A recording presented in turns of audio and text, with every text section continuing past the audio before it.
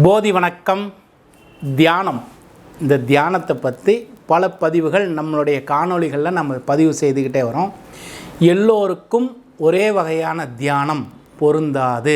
இந்த விஷயமாக நிறைய விஷயங்கள், நிறைய பதிவுகள், ஒவ்வொரு ராசியினருக்கு என்ன தியான முறைகள் பொருந்தும், இதையெல்லாம் பேசிக்கிட்டே வரோம். இன்றைக்கி ஒரு குறிப்பு பேசுவோமே.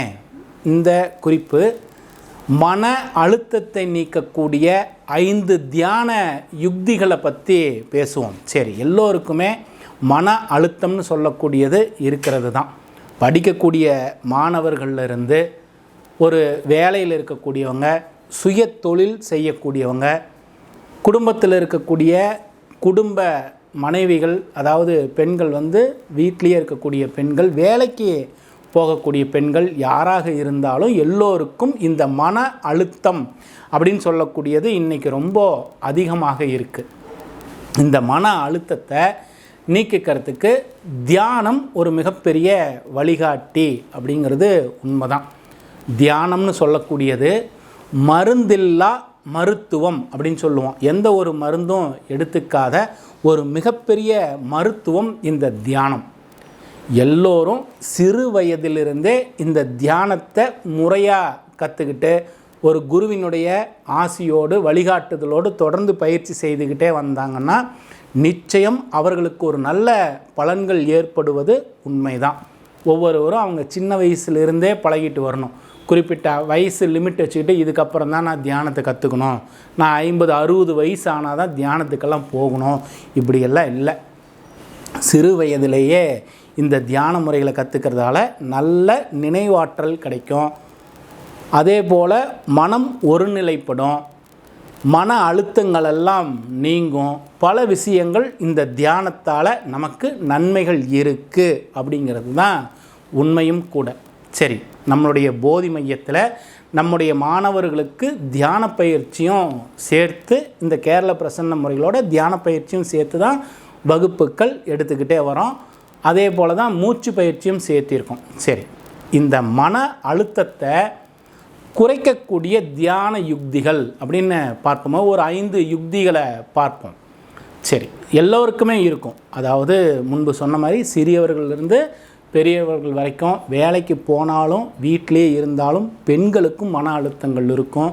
இதை எப்படி குறைச்சிக்கலாம், ஒரு 5 தியான யுக்திகளை பார்ப்போம்.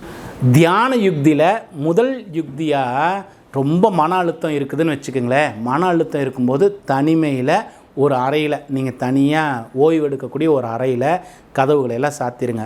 நல்லா என்ன செய்யுங்க, முதல்ல கண்களை திறந்து கம்முன்னு உட்காருங்க. போதும். எப்படி உட்காரோம், நமக்கு ஆசனங்கள் காலை மடித்து உட்காரணும், இல்லை காலை தொங்க போட்டு உட்காரணும், இப்படிலாம் இல்லை. உங்களுக்கு எது உங்களுடைய உடலுக்கு சௌகரியமாக இருக்கோ அந்த அமரக்கூடிய நிலையில் உட்கார்ந்து கண்களை திறந்து ஒன்று நேராக பார்வையை பார்த்துக்கிட்டே இருக்கலாம். இல்லைன்னா கண்களை மட்டும் சும்மா திறந்து வச்சுட்டு அமைதியாக உட்காருங்க. இதுவே மிகப்பெரிய மன அழுத்தத்தை குறைக்கும். கண்களில் எரிச்சல் இருக்குது, கண்ணை ஒரு மாதிரி வலிக்கிற மாதிரி இருக்குது, இந்த மாதிரி இருந்ததுன்னா உடனடியாக கண்களை ஒரு முறை மூடிட்டு மறுபடியும் திறந்துக்குங்க. மறுபடியும் நேராக உங்களுடைய பார்வையை மட்டும் நேராக வச்சுட்டே இருங்க. கண்களை சிமிட்டாமல் அமைதியாக உட்கார்ந்துக்கிட்டே இருங்களே. இதுவே மன அழுத்தத்தை குறைக்கக்கூடிய யுக்தியில் இதுவும் சிறப்பான யுக்தி. இதில் ரெண்டாவதாக பார்த்தீங்கன்னா சுவாசம். எல்லோருக்குமே இந்த சுவாசம் தான் ஒரு மிகப்பெரிய யுக்தி. இந்த மன அழுத்தத்தில் இருக்கக்கூடிய அத்துணை நபர்களுக்கும் சுவாசம் ஒரு மிகப்பெரிய யுக்தி மன அழுத்தத்தை குறைப்பதற்கு. ஒரு குறிப்பிட்ட இடத்துல உட்கார்ந்தோ அல்லது படுத்தோ எப்படி உங்களுக்கு சௌகரியம் இருக்கோ அந்த சௌகரியத்தோட இப்படி தான் உட்காரணும், இந்த ஆசனத்தில் உட்காரணும் அப்படிலாம் இல்லை. உங்களால் படுத்துட்டு கூட கவனிக்க முடியும்னா, ரொம்ப மன அழுத்தத்தில் இருக்கக்கூடிய நேரத்தில் படுத்துக்கிட்டு கூட சுவாசத்தை உள்ளே ஈர்த்து வெளியே விடுறோம் இல்லையா, இது நடந்துக்கிட்டே தான் இருக்கும். மூச்சு இழுப்போம், மூச்சை விடுவோம், இது நடந்துக்கிட்டே இருக்கும். இதை கவனத்தோடு செய்கின்ற பொழுது இந்த சுவாசத்தை உள்ளே ஈர்க்கிறோம் இல்லையா, அப்படி சுவாசத்தை உள்ளே ஈர்ப்போம்.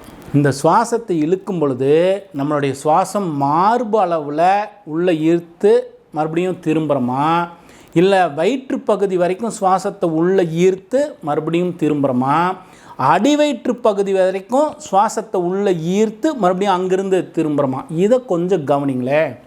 இதை கவனிச்சிங்கன்னா கொஞ்ச நேரம் நீங்கள் சுவாசத்தில் இந்த கவனத்தை மட்டும் ஏற்படுத்தினீங்கன்னா மன அழுத்தங்கள் அப்படியே குறைய ஆரம்பிக்கும். முதல் படியாக சுவாசத்தை உள்ளே ஈர்த்து வெளியில் விடுறத கவனிப்போம். எல்லோருக்கும் இந்த பயிற்சி தெரியும், எல்லாருமே இந்த பயிற்சியை செய்யணும்னு விருப்பத்தோடு இருப்பாங்க. முடிஞ்ச வரைக்கும் இந்த தியானத்தை பயிற்சி செய்கிறவங்களுக்கு இந்த விஷயங்கள் தெரியும். மூச்சை உள்ளே இழுத்து மூச்சு வெளியில் விடுறதில் கவனமாக இருப்பாங்க. இதனுடைய அடுத்த நிலையாக இருக்கக்கூடியது தான் சுவாசத்தை உள்ளே ஈர்க்கும் பொழுது எந்த இடத்துல போய் நிறுத்தி திரும்புகிறோங்கிறத கவனிக்கணும். முதல்ல மார்பளவில் சுவாசத்தை உள்ளே ஈர்த்து திரும்புகிறோமா, இல்லை வயிற்றில் இருந்து சுவாசத்தை திரும்புகிறோமா, இல்லை அடிவயிற்று பகுதி வரைக்கும் சுவாசத்தை உள்ளே ஈர்த்து திரும்புகிறோமா, இதை கவனிச்சிங்கன்னா மன அழுத்தம் வெகு சீக்கிரம் குறைஞ்சிக்கிட்டே வரும்.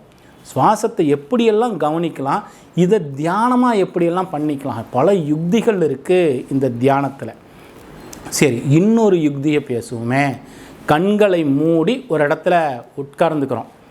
கண்களை மூடி ஒரு இடத்துல உட்காந்துக்கிறோம். முதல்ல மனம் என்ன செய்யும், ஓடிக்கிட்டே இருக்கும் மனம். நாளைக்கு காலையில் எக்ஸாம் இருக்குது, படிக்கக்கூடிய மாணவர்களுக்கு நாளைக்கு இந்த எக்ஸாம் எழுதணும், இதை படிக்கணும், இதை படிக்கலையே, இந்த மாதிரிலாம் தோணும் கண்களை மூடிய பிறகு.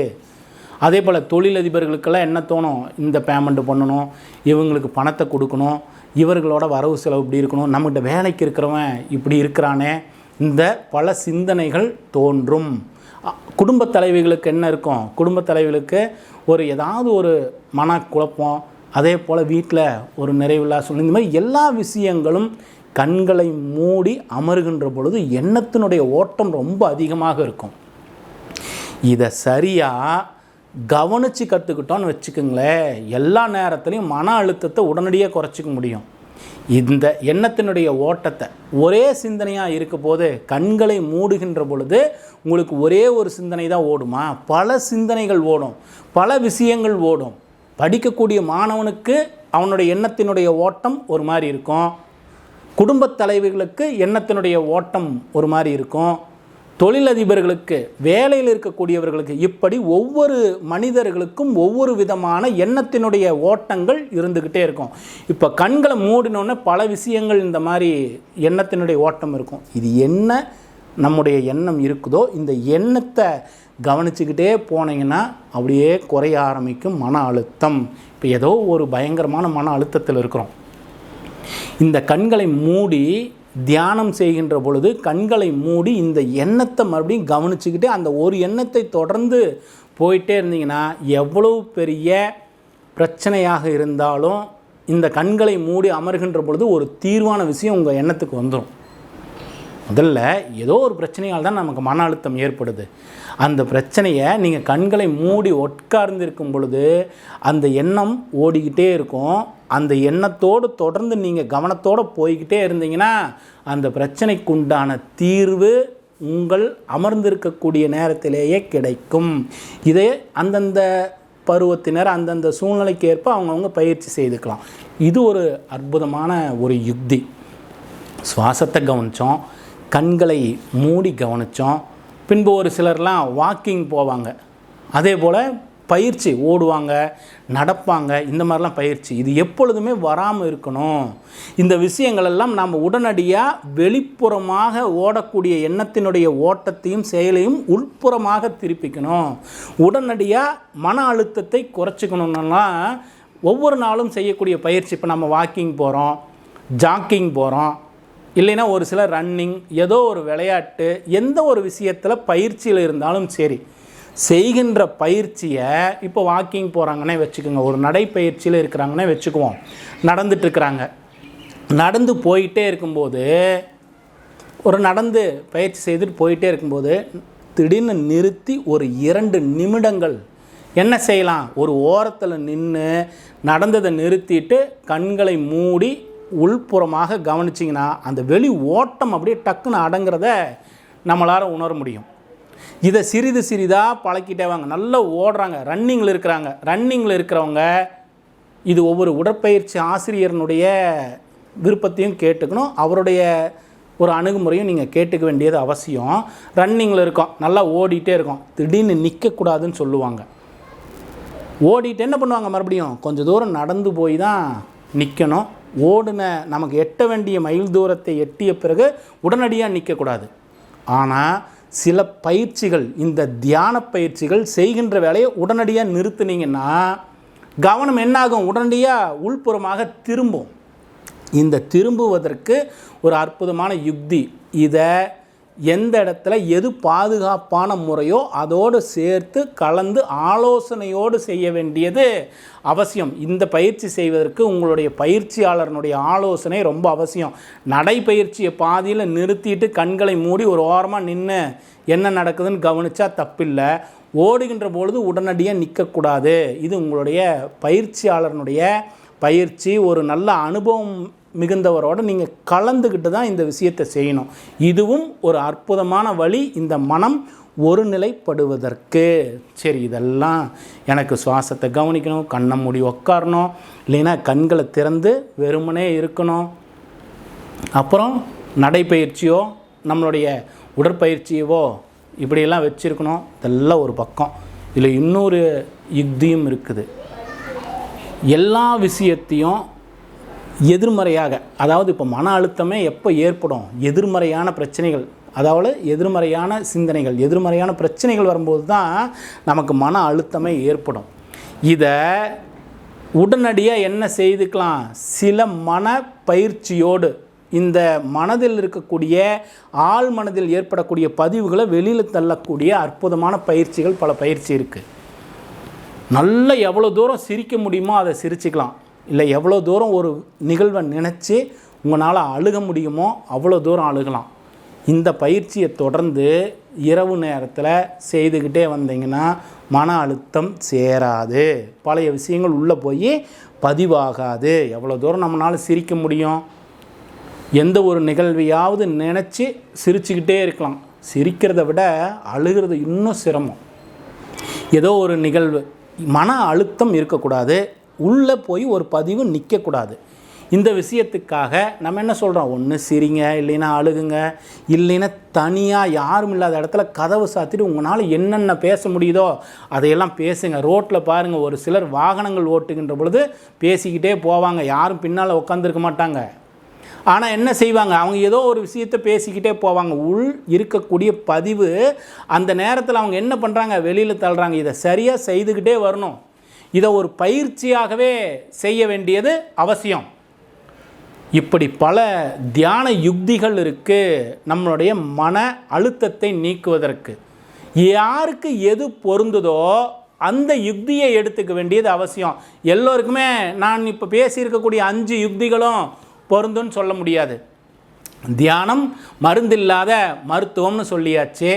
தியானத்தால் பெரிய நன்மைகள் ஏற்படும், மன அழுத்தங்கள் எல்லாம் குறையும், இதெல்லாம் சொல்லியாச்சு. ஆனால் எல்லோருக்கும் ஒரே வகையான யுக்தி பொருந்துமான்னா ஒவ்வொருவருக்கும் ஒவ்வொரு வகையான யுக்திகள் பொருந்தும். படிக்கக்கூடிய மாணவர்கள் அதற்கு தக்கவாறு சில யுக்திகளை தேர்ந்தெடுத்துக்கணும்.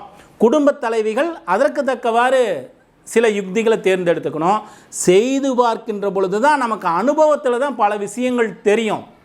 இது நமக்கு, இந்த யுக்தி நமக்கு அனுகூலமாகும் அப்படின்னு. இல்லைன்னா இப்போ இந்த ஜோதிஷம் மாதிரி இருக்கக்கூடிய கலைகளில் எந்த விஷயத்தை நான் சரியாக பயன்படுத்திக்கணும், எந்த தியான முறை மன அழுத்தத்தை மட்டுமல்ல என்னுடைய நோக்கத்தை, என்னுடைய இலக்கை நோக்கி செல்வதற்கு இந்த தியானம் எந்தெந்த இடத்துல எல்லாம் பயன்படும், அதை எந்த யுக்தி எனக்கு அந்த ஒரு நிகழ்வை, அந்த ஒரு இலக்கை அடைவதற்கு என்னை நகர்த்திட்டு போகுங்கிறதையெல்லாம் சில வழிகாட்டியோடு தொடர்ந்து போக வேண்டியது அவசியம். யார் உங்களுக்கு சரியாக வழிகாட்டுறாங்களோ அதோடு நீங்கள் தொடர்ந்து செல்ல வேண்டியது ரொம்ப அவசியம். பயிற்சி பண்ணி பாருங்கள், பயிற்சி தான் பலன் கொடுக்கும். உங்களுக்கான யுக்தியை நீங்கள் தேர்ந்தெடுத்துட்டீங்க அப்படின்னு சொன்னால் இந்த மன அழுத்தம் மட்டுமல்ல, பொருள் சேர்ப்பதற்கும் சரி, ஒரு நல்ல வேலையை பிடிப்பதற்கும், மனம் ஒருநிலைப்படுவதற்கும் எந்த மருந்து மாத்திரையும் இல்லாத அற்புதமான மருத்துவம் இந்த தியானம். நம்முடைய போதி மையத்தில் படிக்கக்கூடிய பிரசன்னத்தை படிக்கக்கூடிய மாணவர்களுக்கு இந்த சுவாச பயிற்சியும் தியான பயிற்சியும் சேர்த்து தசமகா வித்யா பயிற்சியும் சேர்த்து எடுத்துக்கிட்டே வரோம். எதற்காக, இப்போ நம்ம பேசினோம் ஜோதிஷம் பார்க்கிறதா இருந்தாலும் மன அழுத்தம் இருக்கக்கூடாது. அந்த இறை சக்தியை உள்ளே ஈர்த்து நமக்கு பலன் சொல்ல தெரியணும். அதே போல் ஒவ்வொரு நிகழ்வுலையும் வரக்கூடியவர்களுக்கு சரியான வழிகாட்டியாக நம்ம அமையணும். இதுக்கு இந்த ஜோதிஷ பாடப்பயிற்சி மட்டும் பத்தாது. சுவாச பயிற்சியும் தியான பயிற்சியும் சேர்ந்து இந்த எல்லாத்தையும் ஒருங்கிணைச்சிக்கிட்டிங்கன்னா நம்முடைய மாணவர்கள் 100% வெற்றி அடையக்கூடிய மாணவர்களாக இந்த உலகியல் வாழ்க்கைக்கு பொருந்தக்கூடியவர்களாக இருப்பாங்கங்கிறதுனால தான் இந்த தியானம் யோக பயிற்சி சிறிது சிறிதாக 27 வருடங்களாக சேர்த்திய அனுபவத்தை நம்முடைய மாணவர்களுக்கு நம்ம பாடத்திட்டமாக கொடுத்துக்கிட்டே வரோம். தொடர்ந்து இன்னும் பல காணொளிகளில் சந்திப்போம். போதி வணக்கம்.